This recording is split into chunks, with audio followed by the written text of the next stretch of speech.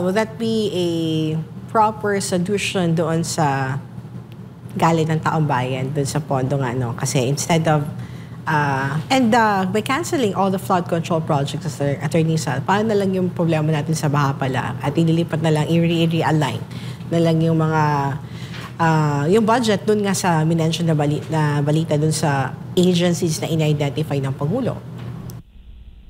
Wala rin yan. Hindi mangyayari. Ang mangyayari. Alam nyo, kung hindi mo magagawa pa rin yan kahit anong gawin mo eh. Ang iniisip ko, kung akong presidente, yung 50% ng budget, ilalagay ko sa edukasyon. Tapos yung 25% ilalagay ko sa medicine, hospital. Pagkatapos yung 25% lalagay ko na muna sa restructure. Yun ang mapalita sa yun lang. Pero hindi niya magagawa rin yan. You have to declare a revolutionary government to do that. Kasi ang sistema natin will not make you succeed. Yan ang katutuan. Apaka masalimuot kasi ng problema natin, Attorney Sal, and the solution, what you're saying, is very radical, but for many Filipinos who is listening to you right now, Attorney Sal, are really considering your suggestion for a revolutionary government.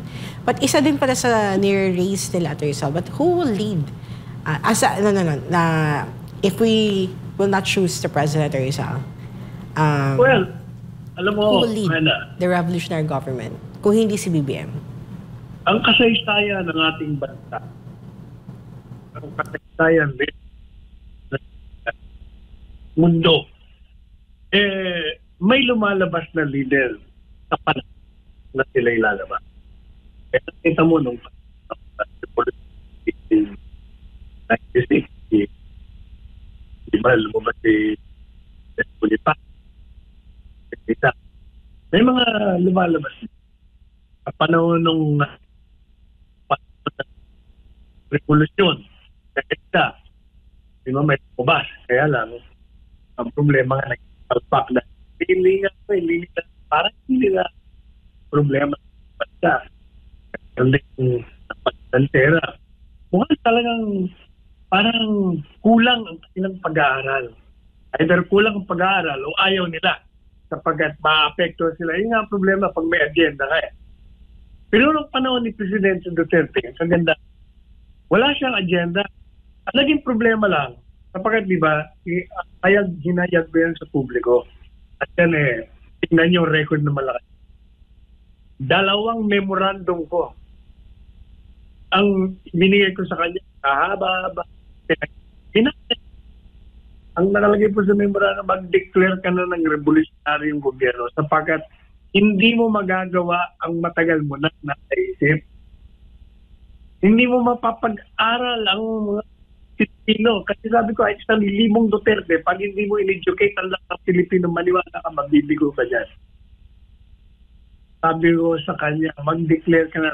Wise kung sinabi sa kanya, memorandum at maraming beses ko na rin sinasabi sa kanya, pag siya'y nagagalit sa kabinete at nilalayasan kami, sinasabihan ko siya, kinakausap ko siya, mag-declare ka na kasi.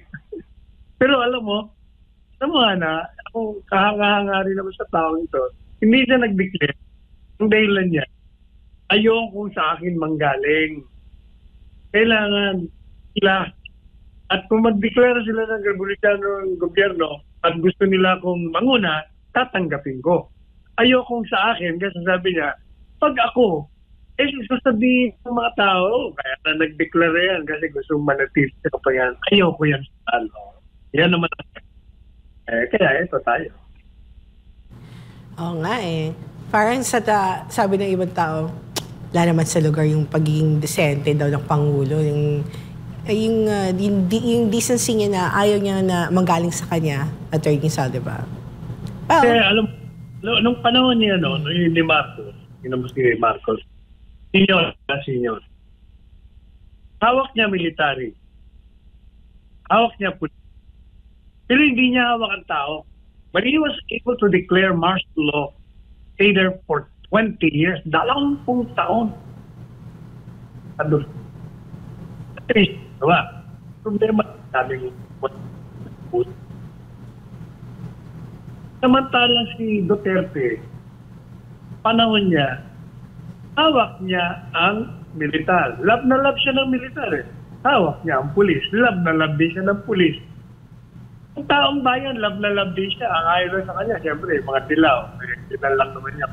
Kaya, ang ganda sana, kung nagdeklara siya ng revolutionary movement. After all, promesa niya, tanda mo yung kampanya niya, pag hindi ko magawa, pag ang kongreso niya ay mag-istagabal sa mga pagbabagong nasa ito, sasaraduan ko yan. Pero hindi niya sinaraduan. Alam mo ba kung bakit? Bakit, Attorney Sal? Kasi, nadala sa takot. Mm-hmm. Tinakot niya lang ng tinakot eh. Ang daming natakot. Kaya naging matagumpit siya in a way. Mm-hmm. Saraduan ng kongreso. Kasi sumunod sa kanya, takot nga eh. Kasi, yung karakter niya kasi, nakikita sa gawa niya ng alcalde. Pag sinabi niya, talagang gagawin niya. Kaya ang daming bumait eh, mga kriminal naggalayasan. Yung mga tigil ng droga, nagkandapata, napatay. Kasi nga, sila sumuko, lumalaban sila. So, yan ang kaibahan ni Presidente Duterte. Pagkatapos, ang binigay nating reward sa kanya, panyemas na gobyerno ito, pinagkata, isinuko. Mm-hmm. Can you imagine that? Mm-hmm. Kahit sabihin mo hindi siya presidente, mamamayan mo, isusuko mo sa hukuman na wala naman jurisdiction sa atin. Mm-hmm. Doon lang, mayayamot ka na ng gusto eh. Mm-hmm.